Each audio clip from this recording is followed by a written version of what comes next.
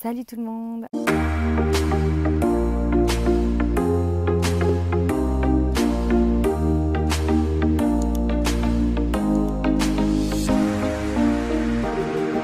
Pour ceux qui ne me connaissent pas, si vous venez d'atterrir sur ma chaîne, je me présente en quelques mots. Je suis Jessica et bienvenue sur ma chaîne Foi Chrétienne TV. Vous allez retrouver des vidéos pour vous édifier, pour vous fortifier. Le but de ma chaîne n'est pas d'enseigner quelque chose à proprement parler, mais simplement de parler de mon témoignage, de ce que j'ai pu vivre, de ce que je peux vivre.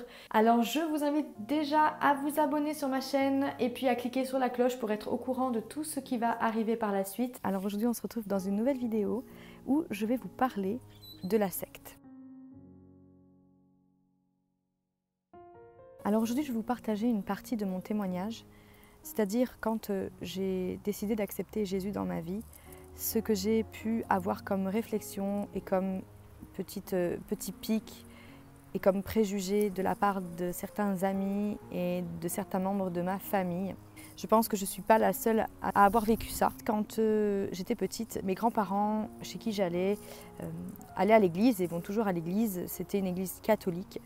Et donc j'ai été élevée dans une famille croyante, mais sans plus. Mes parents font partie de la génération qui ont été assez martelés par l'église et par leurs propres parents pour suivre l'église avec le catéchisme, avec toutes les enfants de chœur, etc. Enfin, toutes les traditions de l'église catholique.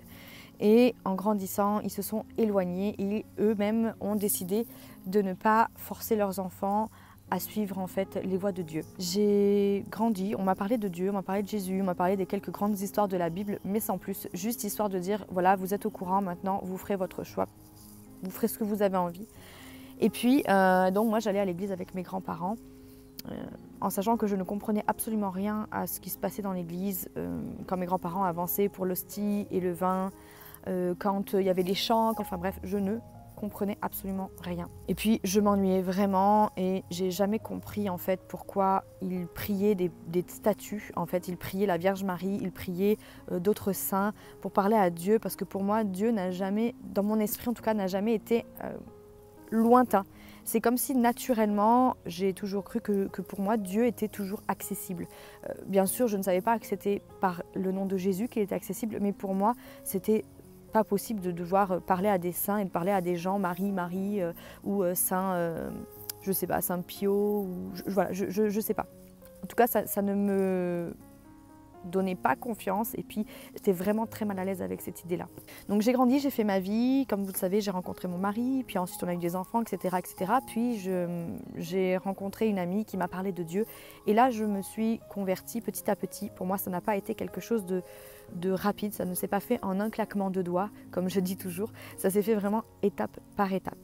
Mais à un moment donné, nous sommes partis avec mon mari et nos enfants au Canada. Et ici, j'ai donc fréquenté ma première église. En fait, j'avais toujours peur d'aller dans une église en France, tout simplement parce que j'avais encore cette appréhension de l'église catholique que j'avais connue quand j'étais petite. Une fois que nous sommes arrivés au Canada, il y a eu des péripéties. Un jour, je vous partagerai mon témoignage à ce sujet. Et puis finalement, mon mari au début m'a accompagnée dans une église évangélique pentecôtiste, pour ma première église en fait, parce que je ne savais pas du tout vers quelle église me diriger, je ne connaissais rien là-dedans. Et donc on a fréquenté notre première église qui était une église pentecôtiste. Et donc là, Dieu m'a vraiment touchée, j'ai été baptisée du Saint-Esprit, c'est là où je suis passée par le baptême d'eau. C'est là que Jésus a vraiment pris une part très importante dans ma vie, au quotidien et dans notre vie de famille. Par la suite, j'ai changé d'église. Puis moi qui ai commencé à travailler dans une organisation chrétienne, disons que tous ces changements à distance par rapport à ma famille n'ont pas été vraiment compris. Du coup, là, les préjugés ont commencé à arriver. Là, j'ai eu de la distance qui s'est créée avec les membres de ma famille et puis des préjugés qui ont commencé à ressortir, à savoir le plus... Disons, je crois que c'est d'ailleurs la chose qui revient le plus souvent, c'est mais t'es dans une secte, qu'est-ce qu'ils t'ont fait? Ils t'ont lobotomisé le cerveau, t'es plus capable de réfléchir par toi-même, fais attention où tu vas, tu sais, il y en a, ils te prennent de l'argent, etc., etc., etc. Enfin bref, vraiment toutes les choses que je pense la majorité d'entre nous avons vécu, en tout cas pour ceux qui n'ont pas une famille qui est chrétienne ou qui n'ont pas une famille qui vit Jésus. J'ai dû beaucoup c'est pas me battre, mais me justifier quand même, parce que je détestais l'idée qu'on puisse croire que je puisse intégrer une secte, étant donné que moi-même je fais très attention à ces choses-là. C'est sûr que des fois on ne voit pas venir la chose, que c'est arrivé que pour certaines personnes ça ne se voit pas, elles n'arrivent pas à voir la chose venir et qu'elles se retrouvent dans une secte sans avoir vu la chose arriver, et que là effectivement ça devient quand même dangereux. Mais pour en revenir à ma situation, je savais que ce n'était pas le cas. D'ailleurs, je vous mettrai dans la description les 2 églises que j'ai fréquentées. Ça peut vous aider, sûrement.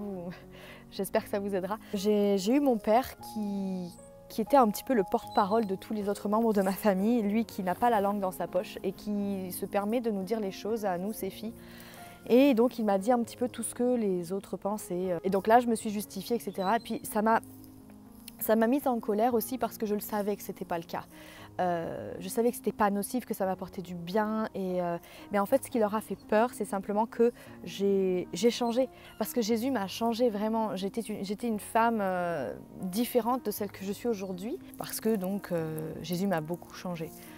D'ailleurs, je ne sais pas si je partagerai mon témoignage. Peut-être je partagerai mon témoignage à ce sujet de ce que Jésus a fait dans ma vie, de la femme la femme qui l'a fait naître en fait, qui l'a fait renaître. J'ai voulu chercher qu'est-ce qu'était la définition en fait du mot secte. Alors déjà, j'ai trouvé que le mot secte, à la base le mot secte ça vient du latin secta et ça veut dire principe suivi, ligne conductrice partie. Ce mot-là n'est pas un mot péjoratif. À savoir que ce mot a été utilisé à partir des Romains. Pourquoi? Parce qu'en fait les Romains, quand ils ont un petit peu grappillé tous les territoires, ils ont amené avec eux leurs croyances, leur Dieu avec un S et un X. Ils ont amené leur culture et en fait toutes les croyances et tout ce qui pouvait créer un trouble à l'ordre public, à leur ordre public, était considéré comme une secte. Bien évidemment, vous verrez dans la Bible que ce mot-là apparaît déjà 2 fois. Vous verrez dans les Actes au chapitre 24, quand Paul apparaît devant Félix pour des accusations, il a été accusé d'être le chef de la secte des Nazaréens. Donc on s'entend que là il parle de la secte donc de Jésus, donc de tous les disciples de Jésus. Et ensuite vous verrez dans Galates 5 verset 20, où Paul parle donc des sectes, que les sectes et tout ça, ça vient de la chair, donc ce sont des œuvres humaines et ce ne sont pas les œuvres de Dieu. Ensuite, j'ai cherché la définition de ce mot-là. Une fois que j'ai eu la base, j'ai cherché la définition qu'on peut trouver d'ailleurs sur internet. Vous tapez définition secte et c'est ce que vous trouverez. J'ai trouvé que c'était un groupe organisé de personnes qui ont une même doctrine au sein d'une religion ou groupe d'inspiration religieuse ou mystique vivant en communauté sous l'influence de maîtres, de gourous. Oui, si on enlève le côté péjoratif, donc toutes les religions, d'après ce que dit la définition, toutes les religions sont des sectes. Pour moi, en tout cas, si je fais un peu la nunuche et que je fais celle qui ne comprend pas trop, ben je dis, dans ce cas, toutes les religions sont des sectes. Maintenant, on définit un groupe de sectaires suivant certaines caractéristiques. Et notamment, quand j'ai tapé caractéristiques d'une secte sur Internet, il est sorti des détails comme déstabilisation mentale, rupture avec l'environnement, atteinte à l'intégrité physique, discours antisocial, trouble à l'ordre public. Alors maintenant, je vais vous donner quelques clés, à savoir 6 questions à se poser pour définir si là où vous vous trouvez, c'est donc sectaire ou non. Ou si vous connaissez une personne et que vous avez peur pour elle, vous pourrez définir si oui ou non elle est dans une secte. La première question, est-ce que l'église où elle va prêche le Jésus de la Bible, comme dans 1 Jean 4 au verset 1 à 3? La deuxième question, reconnaissent-ils Jésus comme Seigneur, comme dans 1 Corinthiens 12 au verset 3? Troisième question, ajoute-t-il quelque chose au salut en Jésus, condition qui est nécessaire, comme dans Romains 3 au verset 28 et Galates 1 au verset 9? Quatrième question, accepte-t-il la Bible comme la parole de Dieu? Croit-il que la Bible ait raison sur tous les sujets tant qu'on la comprend correctement? Cinquième question, écoute-t-il les conseils ou pense-t-il que leur église est sans défaut? Et sixième question, pense-t-il que d'autres églises sont de vrais disciples selon le jugement de Dieu ou pense-t-il qu'il faille être dans leur église pour être sauvé? Si vous avez répondu oui à toutes les questions, alors dans ce cas, ce n'est pas une secte. Alors, du coup, on termine la vidéo à l'intérieur parce qu'il commence à faire un petit peu froid dehors. J'espère que cette vidéo vous aura aidé à comprendre un petit peu mieux déjà d'une ce qu'est une secte. Je vous invite vraiment à la partager autour de vous, notamment à ceux qui pensent que vous avez intégré une secte ou qui ne savent pas ce qu'est une secte ou qui disent des choses sans savoir. C'est une vidéo qui va pouvoir peut-être les aider. Je vous remercie de m'avoir suivi, je vous fais des gros bisous. N'oubliez pas de vous abonner, n'oubliez pas de mettre la petite cloche et de mettre un petit pouce en l'air sur la vidéo. À bientôt!